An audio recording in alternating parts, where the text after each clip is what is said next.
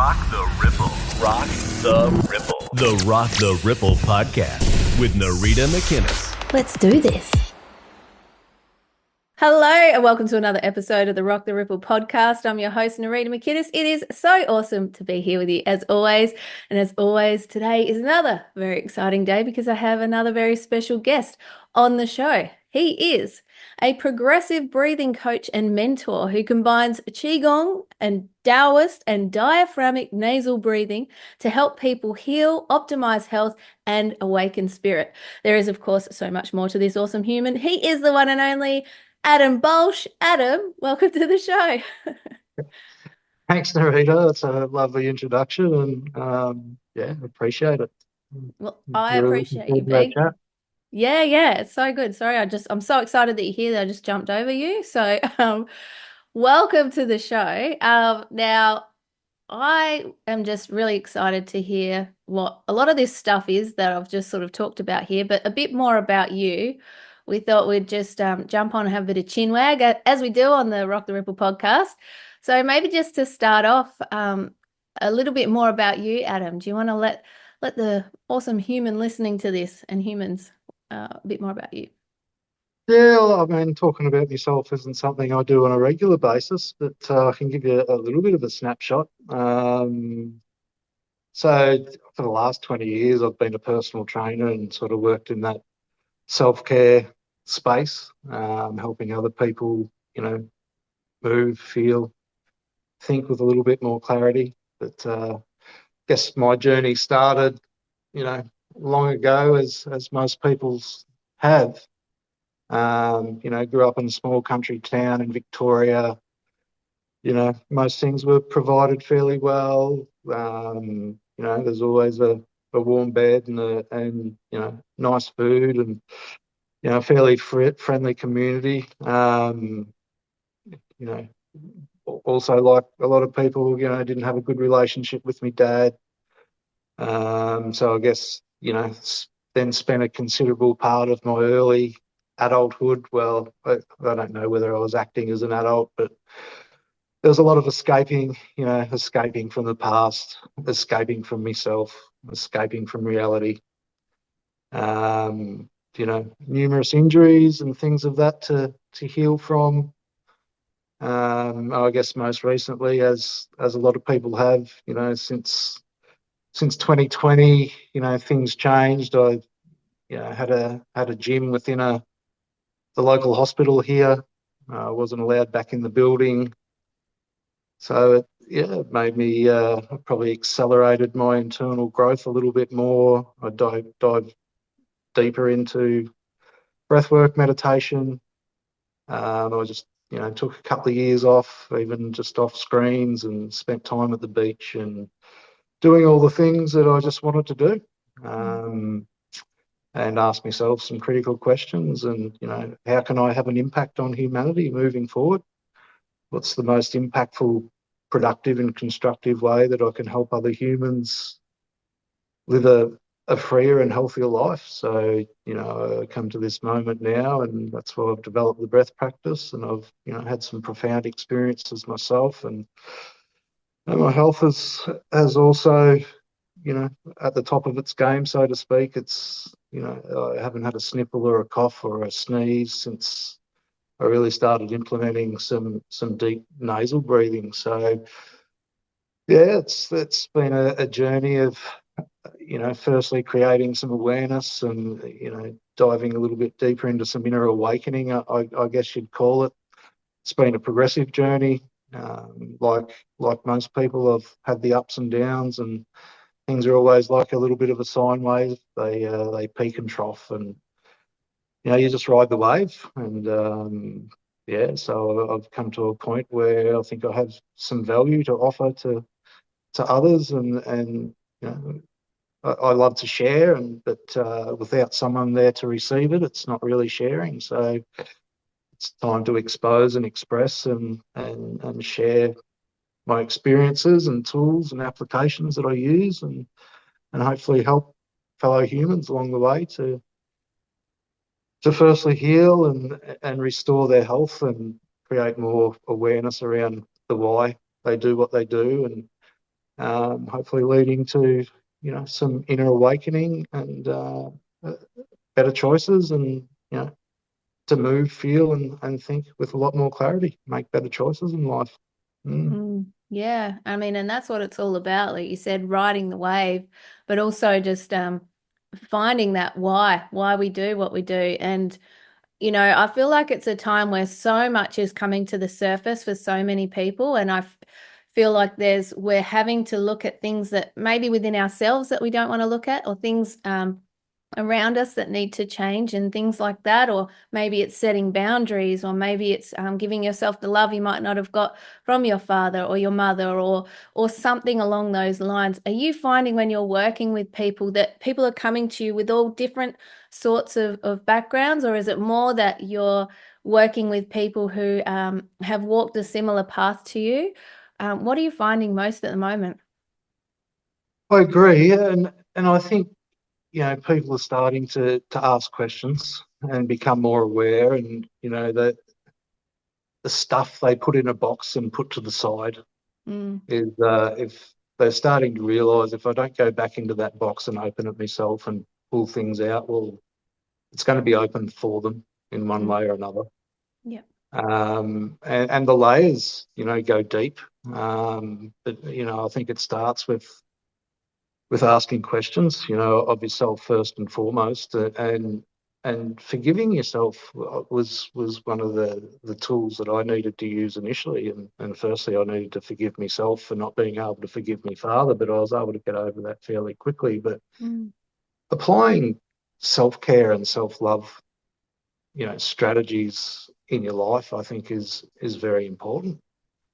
So we need to have some tools in the toolbox to draw upon. But I agree. I think there's a lot of things coming to light, and, whether that's, got to do with planetary alignment and different frequencies and vibrations that surround us. And I think we're also living in a time of, exponential, potentiality and possibilities where, we can actually, follow the path that gives us joy, as opposed to doing what we think we need.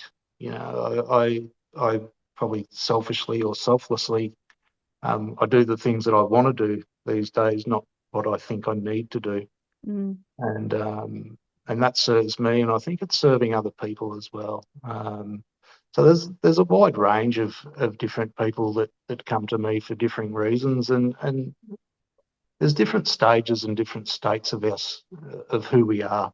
Yeah. And but I feel that we are on a wave, and people are beginning to ride that wave, as opposed to trying to paddle against it or swim up current all the time. Although there's nothing wrong with that. I mean, salmon do it, and that's part of their journey to reproduce and things of that nature. But I think, the pain has got so intense for people that they're starting to realise, I cannot continue to do the things that I'm doing, or do them in a different way, because it's not serving me. It's not serving my health. It's not contributing. We're all, in a way, we're all gods. Like, we're all creators. We're a part of creation, and creation flows through us, and we're here to procreate and create. Every choice we make, or every choice we don't make, has a consequence. Every action or non-action has a consequence. So if there's a consequence to everything that we do, or an outcome, we're contributing towards something. And if we're contributing towards something, we're part of the creation process, regardless of whether we're aware of it or not. So if we can bring some more awareness around the why we do what we do, from small things to just where we buy our produce and our food, whether are we buying that directly off the farmer, or are we contributing to a global, organisation that's poisoning our food and poisoning our body. And if we're preparing food for others, do I know where that food comes from? And what impact does that have on the farmer? What impact does that have on that person that's consuming that food? Am I actually aware of what I'm doing and what I'm contributing to? So That's usually one of the starting points that I use with clients or people that come to see me, or just in general conversations, is to bring up that why we do what we do. Where does those beliefs come from? Where do those choices come from? Are they even our own? Have they become a habitual, behaviour that we've developed because we've just repetitively been exposed to something, whether that's from a young age or through escaping life, through comforts, whatever it might be, the comfortable things are not always the most rewarding things, and some of the most rewarding things that we can accomplish come through a little bit of challenge, a little bit of suffering, and going through the adversity of life, Yeah, absolutely. And I can so relate. And it's the patterns and the programs that we've been instilled with. Like when I'm working with different people as well, it's looking at, um, self-reflection and being aware, self-aware, and looking at why you're doing something. But so I love that you do that. It's so important. It's so powerful. And I say it so many times, I probably sound like a broken record, but everything begins within. So obviously that's where we need to start. And then if we can do sometimes those challenging things, you would know best as a personal trainer, like it is hard to lift weights and do those things. That is a challenge. But the reward for feeling strong and fit is incredible. So it's a perfect example of that. And I'm sure the same goes with the breathing techniques that you teach as well. It's not always easy to really just sit there and really concentrate just on how you're breathing and how you're doing things, but the gain that you get from it, I can imagine, is such a reward. And it's like when you think about freedom, like you can't have freedom without discipline. If you want to live a life of freedom and health, well, then you have to be disciplined with your food. Like it kind of, you've got both sides of the scale. Is that sort of what you're feeling as well? And yeah. I certainly resonate with that, and I have some little mottos or sayings. I think you've got to go through to go beyond, and if you don't, we can choose our challenges, and that's the beauty. You touched on lifting some weights, but I challenge myself every day, physically as well. Yeah. Because if I don't challenge myself, well, at some stage, the earth and life and the universe will challenge me. If I haven't got those tools and those capabilities to deal with the challenges, it makes it very hard. So, and look, life doesn't happen to you, it happens for you. And then when you go through and beyond, you realize that you actually happen to life. And, we can have such an impact on everything around us. Our intention to attention can go a long way.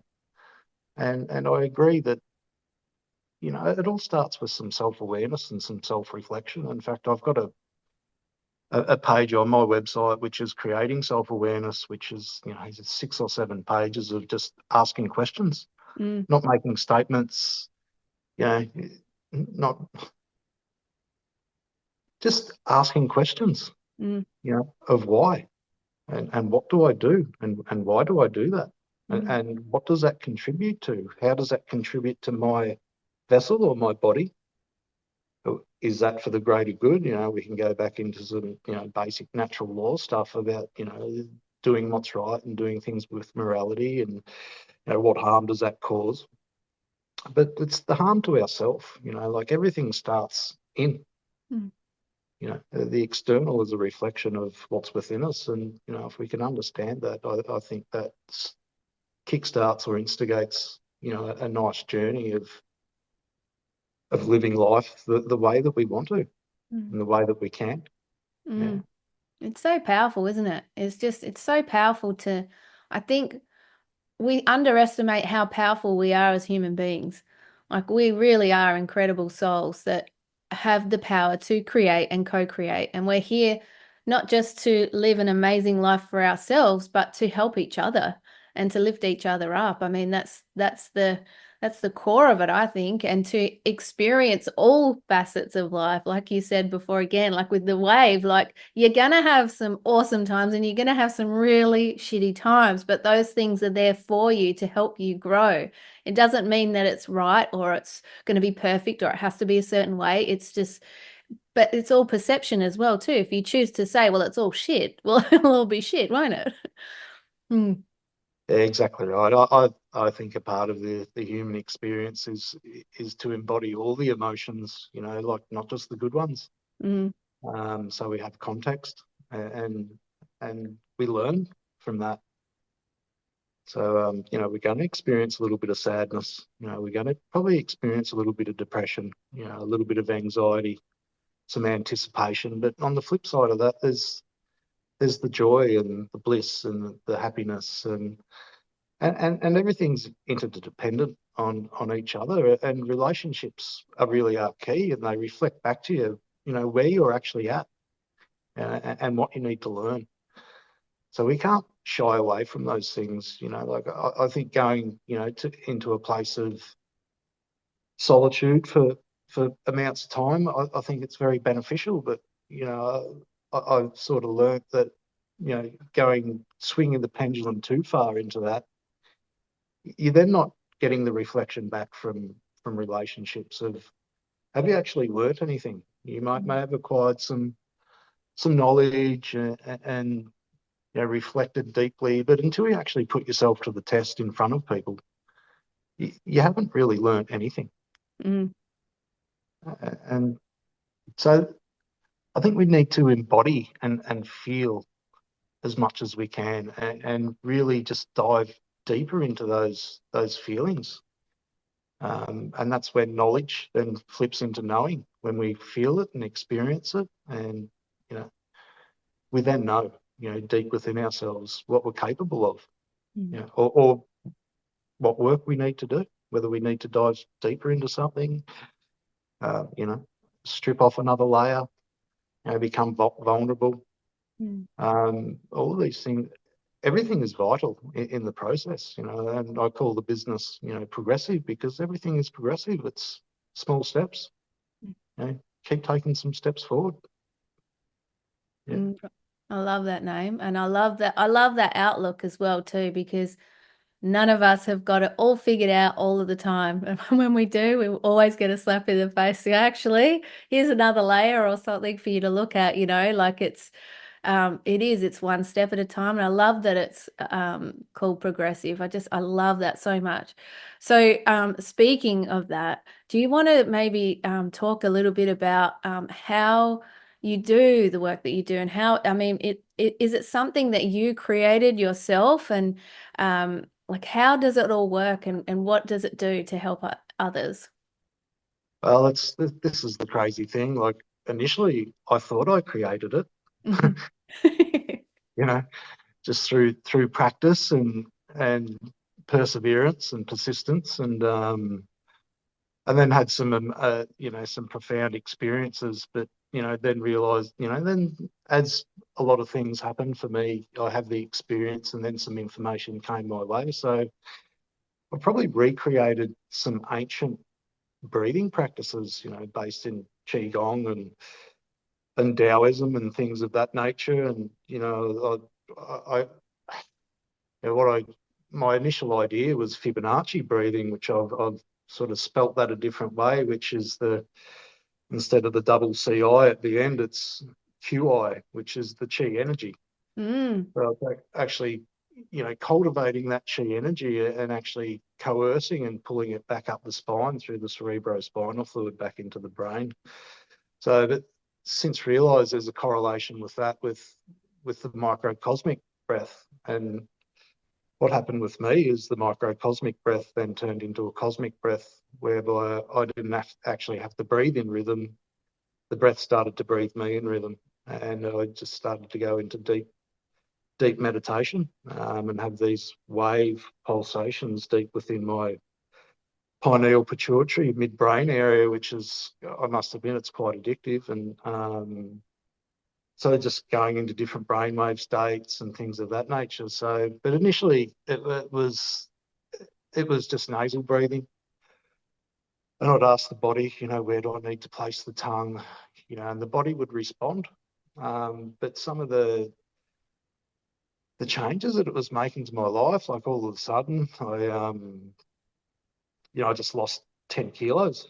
I wasn't changing any diet or anything like that. And then I'd start doing some testing, and I'd release my bowel and bladder before breath work, and then go and do an hour's breath work of around 4 breaths a minute.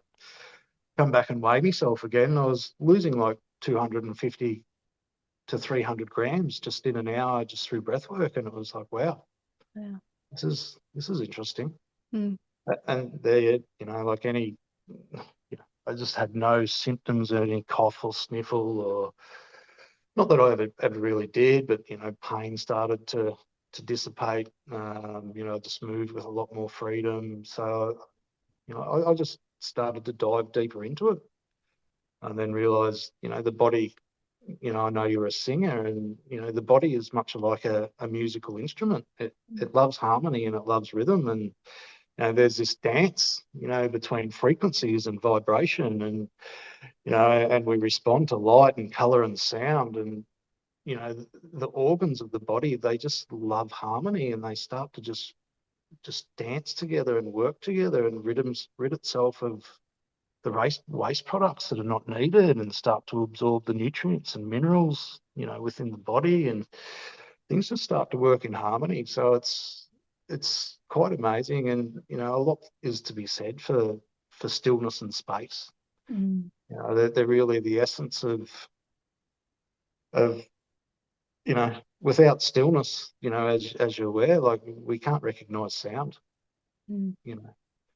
Sorry, without silence, we can't recognize sound, and without stillness, we can't recognize movement. And, the same could be said with space as well. Without that space around things, we can't recognize objects.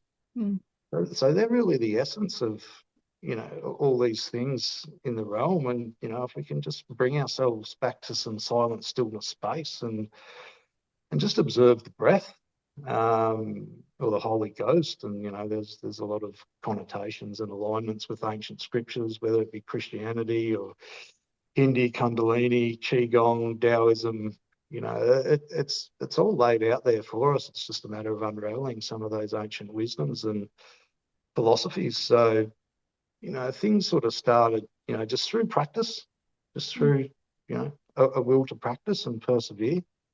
Initially, I started off with doing some of the holotropic Wim Hof breathing, and, I'd get, I never used to get the tetany, but my fingers would go cold, toes would go cold. The respiratory system would dry out. I'm like, there's something not right about this. And I then start to realise that, nasal breathing and, even just the closing of the lips and tongue on the roof of the mouth, where we start to actually connect an internal electrical circuit or energy current within the body. And when we're dislodging that circuit all the time, we're not in the flow. And then there's the nitric oxide production as well. When we breathe through the nose, just as nitric oxide is used, for sexual function, and we can actually start to expand the ventricles in the brain and start to create more cerebrospinal fluid. And cerebrospinal fluid's amazing fluid. Another word for that is Christos or chrism, which is, it's like the God fluid. It actually transfers all the nutrients and cell salts. And actually, the cerebrospinal fluid encases, or the nervous system itself is actually buoyant in this fluid all the way down the spine to the sacrum. It's amazing, and it's produced in the ventricles of the brain. And it was just started to dive deeper and deeper and deeper. And, even, the vagus nerve itself, the Greek word for that is pneumogastric nerve, and the word pneumo means breath. So the whole nervous system can actually be controlled or governed by your breath. And as you're aware, like, when we're in deep sleep and we actually step out of the way, that's when all the magic happens, when the body regenerates itself. We astral travel, we go into different brainwave states. if we can mimic or imitate, some of those states, well, through the breath, we can actually achieve's not the right word, but a lot of magic happens. And we can heal and we can restore our health, and that can lead to some spiritual development and even towards spiritual awakening. And as I said, it's all laid out in ancient scriptures. It's all there in black and white, really, if we want to dive deeper into it. But the essence is in the doing, is in the embodying, is breathing. Yeah. It's so powerful, isn't it? It's so powerful. And I think for people who are listening that might be or watching that are quite visual, like when you're talking about the way that you do the breathing, is it simple or is it different every time? Do you sort of ask your body, okay, where do I need to place my breath today? Where do I need to place my tongue? And does it flow through you in different ways? And that sort of stuff? Yeah, I guess I've come to a practice now that's fairly disciplined. The posture, I think I have fairly well down pat for me. That's subjectively for me, and it works for me. So the tongue is always, on the roof of the mouth. There's also what's termed a Kachari mudra, which is, in the back third of the palate. So when you actually place the tongue on the roof of your mouth, just behind the front teeth, it connects the whole nervous system all the way down to the perineum. So the breath actually starts at the perineum. So it's a squeezing of the perineum or down in that root chakra. And it acts as a sacral pump, and it actually starts to coerce that fluid back up the spine. So it's a breathing, and the next movement is through the solar plexus, so there's a lot of nerve ganglia in there, but it starts to create a wave when you squeeze and pull in. But it's a breathing, what it is, it's actually an embryonic breath or a reverse abdominal breath. So actually coercing, so actually breathing through the stomach into the lungs and then allowing it to fall back into the stomach. So you're not actually breathing into the stomach. This is where the use of the diaphragm comes in. We need to use and flex the spine and actually use the diaphragm to actually pull that energy all the way back up through. Otherwise, it just gets stuck in that lower dantian area or in those lower three chakras, and it doesn't move through. So, and the lungs are actually, up here in the chest. They're not in the stomach. So we want to utilize the lungs. And that's a lot of, other chemicals and are actually produced in the lungs. So it's trying to create that flow. And it really is a wave breath. So as I said, it's termed a embryonic breath.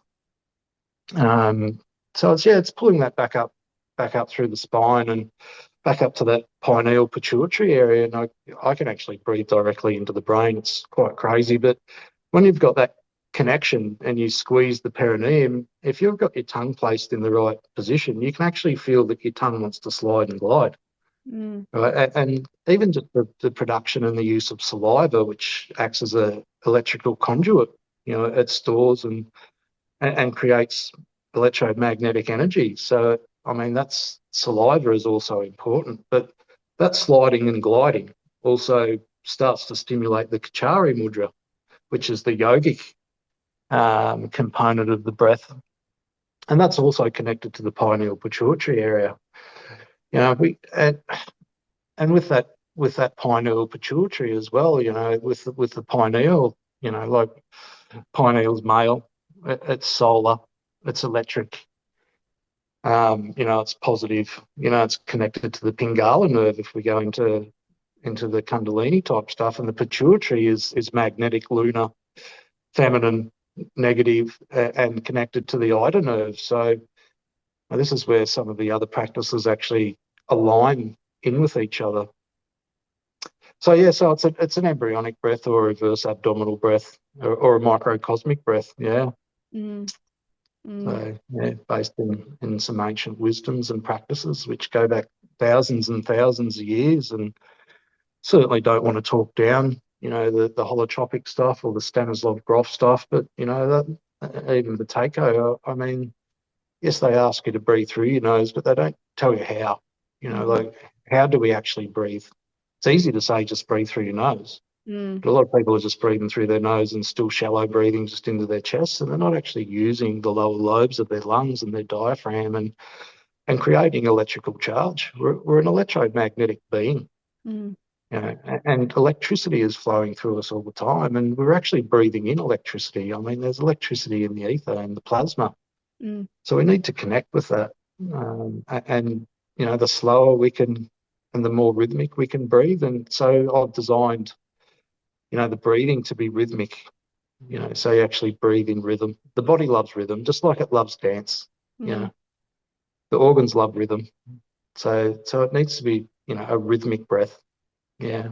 Mm.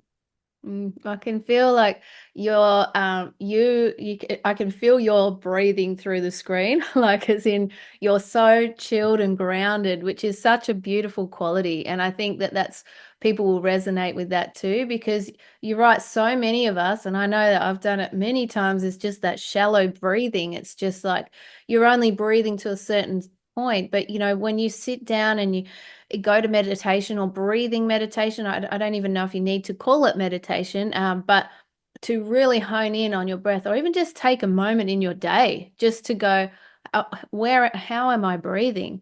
Like to even just start there. Is that what you would recommend for people who maybe, because of course, like we naturally breathe, but when we're intentionally taking the time to really sit with it, and like when you were talking about our organs, I'm just like picturing them all lighting up and dancing and just being so grateful that they're getting the love and the breath that they need. Is that sort of something that you would talk to people about as well?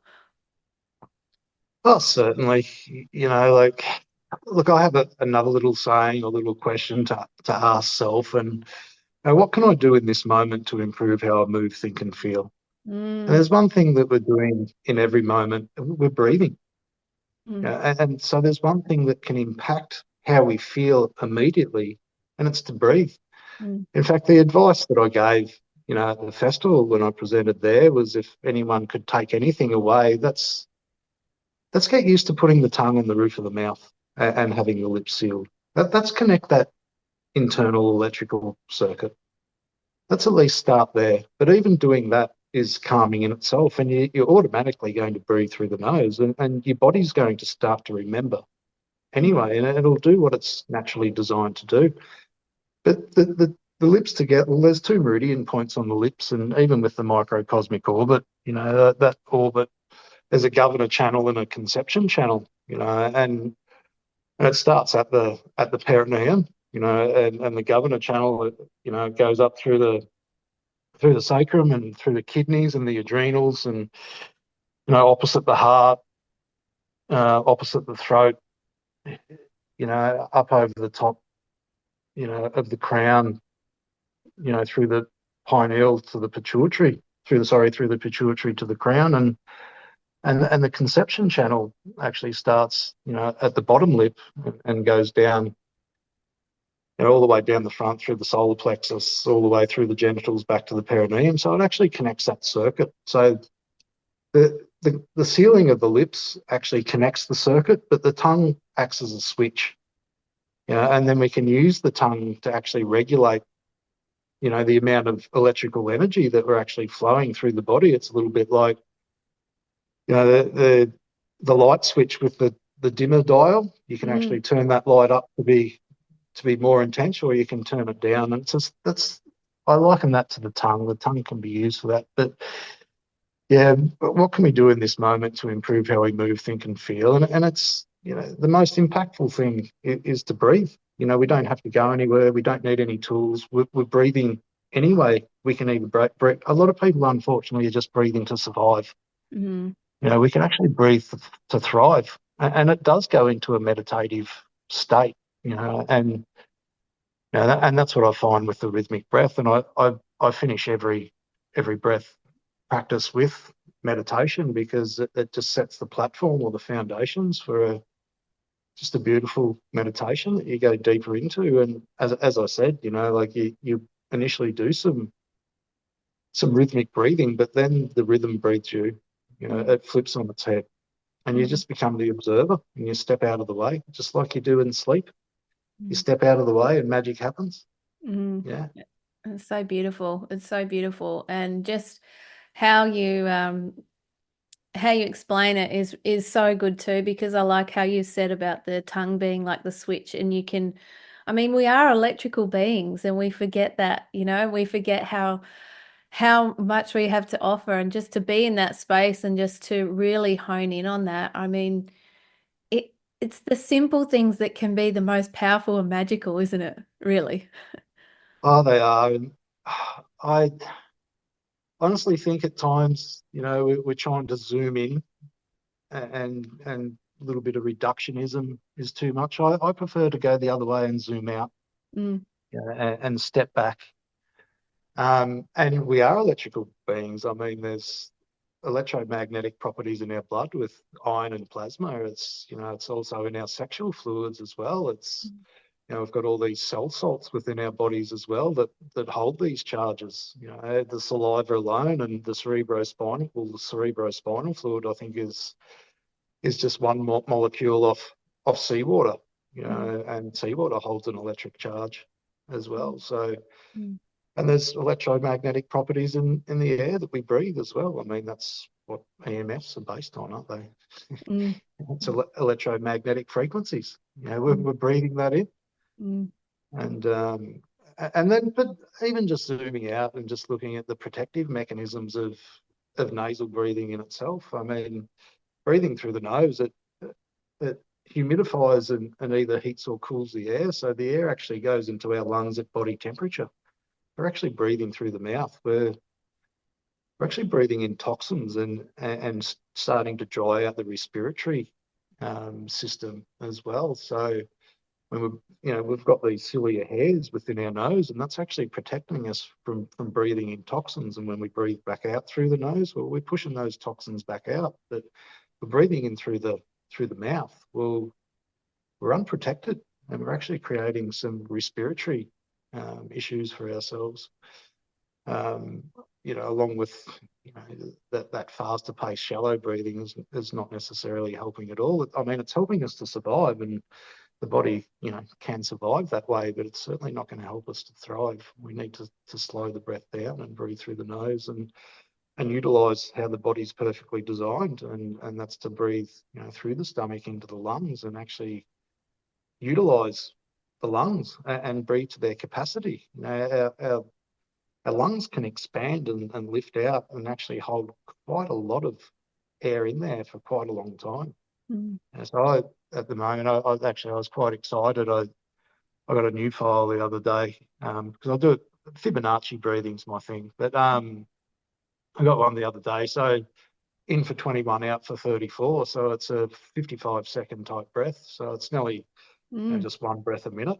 wow. But whether you're breathing in for 5, out for 8, or in for 8, out for 13, or anywhere in between. But, you've got to start somewhere. And, I started with probably in for 2, out for 3.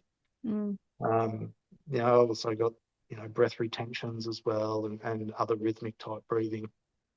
But you can also do the somatic stuff as well, the faster paced breathing, like the Wim Hof stuff, but just do it through your nose.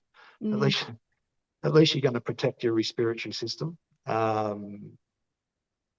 You're also going to produce nitric oxide as well, which is going to dilate the blood vessels, which is going to allow for better oxygen in and carbon dioxide out, or waste products out. So you can still do the faster paced breathing and still stress the body out and use those adrenals and actually, create some spark, but you can do it in a safer way.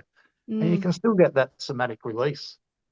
But rather than wait to huff and puff for 50 breaths and hold your breath just so you can see some, nice colours and having fuzzy feeling, well, you can actually get that in each breath if you breathe through the nose.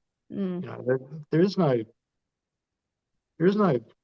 pill for fast or an advancement to spiritual awakening or even optimal health. We've sort of been programmed in a way to instant gratification, immediate pleasures, like how can I get to where I need to go now? And we're forgetting about the journey, and the goal is the journey. Yeah. That's what we're missing. we've got to enjoy the journey, enjoy the steps, take the steps required, take some responsibility, and don't.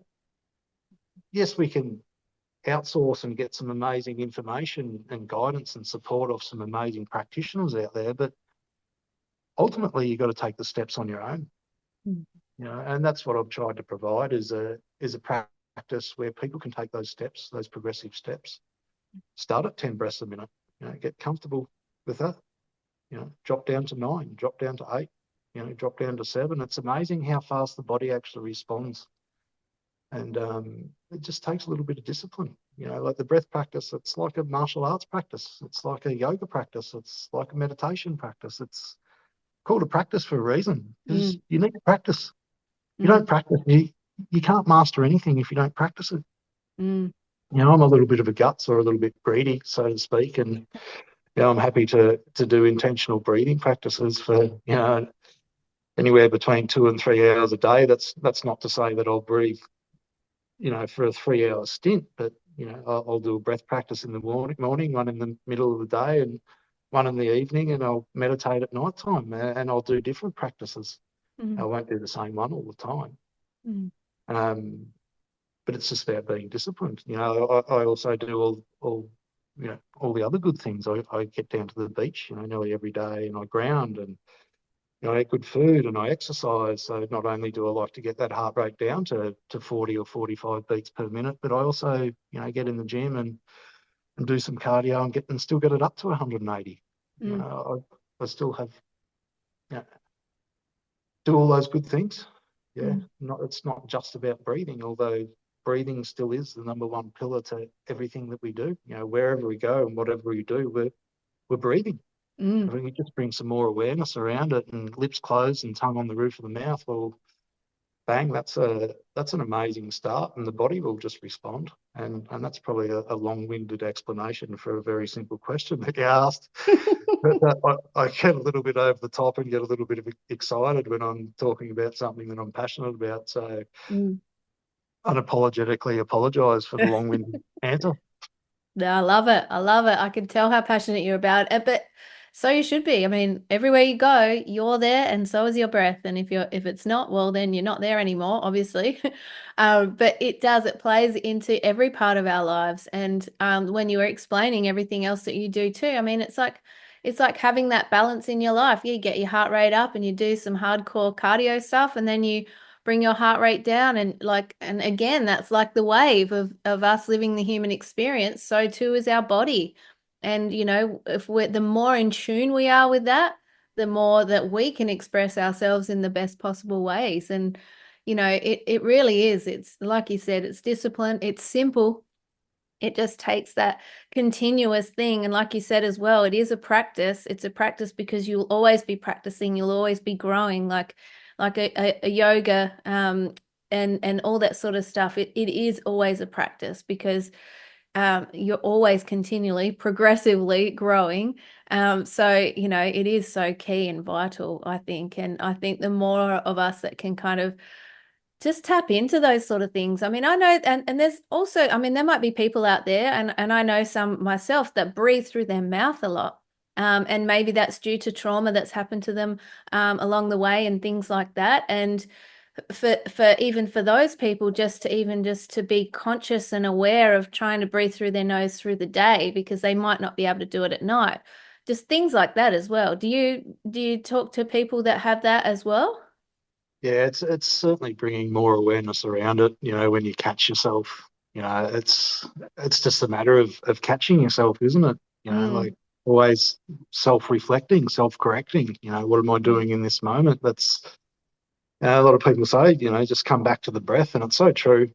Breath is life, and come back to the breath. And I harped on this earlier about what we can do immediately to have an impact on how we move, think, and feel, and especially if we're making decisions, like before we react, like we can just take a deep breath and just calm that nervous system down, and it just gives us just a little bit of space and a little bit of time just to gather our thoughts and to able to make a better choice. So I think we need to start there, and just backtracking a little bit, just, when I touched on the cardio side of things, but there's nothing more euphoric in my realm than actually going and doing some hard cardio and then immediately dropping down into some low, slow rhythmic breath work and dropping, and taking that heart rate from 180 down to 50 within 5 minutes. The body just goes into a very blissful state. It's quite profound. Yeah. Mm. Yeah. But the more awareness we can create around our breath, like wherever we go, there we are. We've got to, at some stage, take some responsibility. It's just one thing that I learned on my journey is, whatever has happened, what's happening to me now, and whatever will happen, well, there's a common denominator to it all, and I'm there. I need to take responsibility for everything that's happened, everything that will happen, and everything that happens now, my current state of being. And taking that responsibility was a big stimulator into getting to know thyself on a deeper level, and getting out of that victim blame, guilt punishment cycle as well. Is just accepting, that we're perfect just as we are. Each moment is perfect. Every moment is a new beginning. We can change how we move, think, and feel immediately if we choose to. It's our responsibility. We don't need permission off anyone to do anything. We are creators. We can either be creators or we can be reactors. And I think there's the synonyms of similar word. Creation, reaction. Do you want to create or do you want to react? It's purely a choice.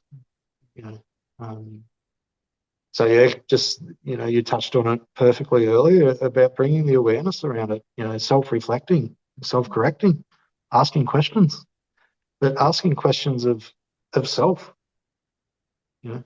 There is no one to blame. You are not a victim.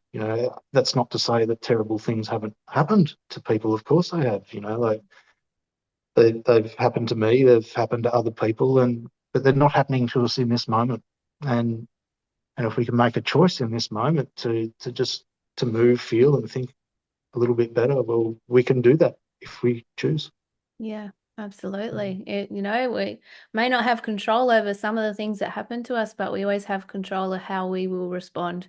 Like that is up to us. And I couldn't agree more. It's our responsibility, it's our life, and we get to choose. So in any moment, and I think you touched on it at the start as well, like, we choose and we can do the thing. That's a decision. Not do the thing, that's a decision. Like, all of it comes down to our superpower, which is choice. And then we get to express and co-create from there, which is just, it really is so beautiful. And that's how powerful we are. If we choose to step into that and take full responsibility of it all, it really is a beautiful thing. And it takes courage too. It takes courage too, because there's a lot that you've got to do. There's a lot of work. It's not always easy, but it is the most empowering thing that you can do for yourself and then for others, isn't it? Yeah, it is. And nature rewards courage. And there's quite I don't know whether you call it a famous quote, but Viktor Frankl, in between stimulus and response, there's a gap. And in that gap is your power to choose. And we do. And sometimes we don't even need to choose. The choice is made through us. Our body has this amazing biofeedback system, and as we know, intuition, and our gut actually more than likely chooses for us. Once we get this reasoning brain, it takes over too much. Our body will give us the feedback we need to make the choices we actually need to make. We just need to tap into that and listen to our body and give our body what our needs, and don't mix the body's needs with the brain's needs. It certainly can disfigure and just muddle things up and make us confused, because the body knows what it wants. And it knows truth too, doesn't it? It knows truth, and your gut always knows. Your gut, it can't lie. That is your intuition right there. Yeah, we Mm, can argue, we've got numerous brains, we've got the gut brain, we've got our heart brain, and then we've got our brain, but then yeah, we've also got, a universal mind that we can tap into as well, yeah, of consciousness, of the law of all possibilities and potentialities, and things are in there that we can just take from as well. But if we're not silent and still, and in that silent and still state, well, we can't actually tap into it. There's always movement, and we're always busy in the mind and busy in the body, and always wanting to achieve. Well, you're not still enough and silent enough to actually receive. There's a difference between doing and being. And in that state of being is where the magic happens. We just sometimes need to just slow down. mm, Just slow down, calm down, just chill out. There's nothing wrong with just taking some time for yourself and just sitting and not doing mm, and undoing, and letting go. mm, It serves a big purpose. As I said, there's a lot of magic that happens in sleep when we actually step out of the way. mm, The body regenerates itself, the cells, the blood, like everything starts to regenerate in sleep. That's why sleep is so important. But we can actually mimic that state of sleep through conscious breathing. mm, We really can. We can get into those different brainwave states, all the way up to gamma, but you can't force it. You need to allow it. That's the key. yeah, But you've got to go through to go beyond. So, and this is the contradiction of the contradiction, or the paradoxical paradox is, sometimes we have to go through a little bit of work first to get to the non-work state. mm, And that's okay. That's a part of going through to go beyond, and mm. just taking those little steps. Mm. Yeah, I love that so much. I love that so much. So, Adam, I've jumped on your website. You've got some incredible offerings on there and things like that. How can people best find you, and where would you tell them to start if they're wanting to connect with you and all that sort of stuff as well? Yeah, the website's progressivebreathing.com. Look, I think the first place to start is as I said, is to bring more awareness around what you're doing, Mm, and your breath in particular, because it's everywhere that we go. Look, I have some practices, some complementary practices on the website where people can try. mm, They're 7-minute practices. They got some lovely soothing frequencies and music behind them. You just follow the breath. All you have to do is press play mm, and just be still and follow the breath. It's that simple. mm, And then there's a range of other packages and services that I offer, from coaching and but ideally, people might need some guidance initially, but ideally I've designed the practice that they don't need a facilitator. You don't need to go to an event. mm, You know, you you can do it anywhere, mm, anytime. In this moment, when you're not talking, when you're not putting food in your mouth, when you're not laughing, perhaps doing pleasurable things with your partner, our mouth should be zipped shut mm, most of the time. If our mouth's shut and the tongue's on the roof of your mouth, well, straight away you're connecting that energy circuit. And I know I bang on about that, but it's fairly important. And when we've got our lips closed and our tongue in the right place, well, we're automatically going to start to breathe through our nose. Yes, we need to begin to breathe deeper and slower and softer and with more rhythm. But to start, well, let's just start there. Let's just start with closing the lips and tongue on the roof of the mouth, and let's connect that energy circuit.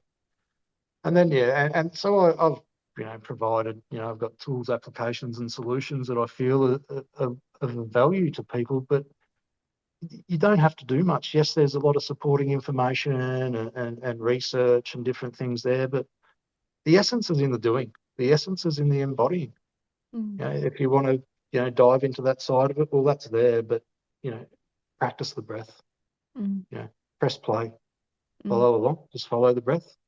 It's rhythmic, it's soothing. You can do it anywhere.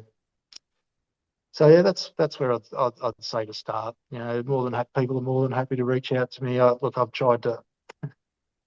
I'm not overly fond of being on social media and things like that. But I need to expose and express what I've got, and I think what I've got is of great value for people. So yeah, I'm starting to get myself out there a little bit more and talk more about the embryonic breathing and reverse abdominal breathing and just nasal breathing in general, and how it really just it assists in healing and restoring optimal health.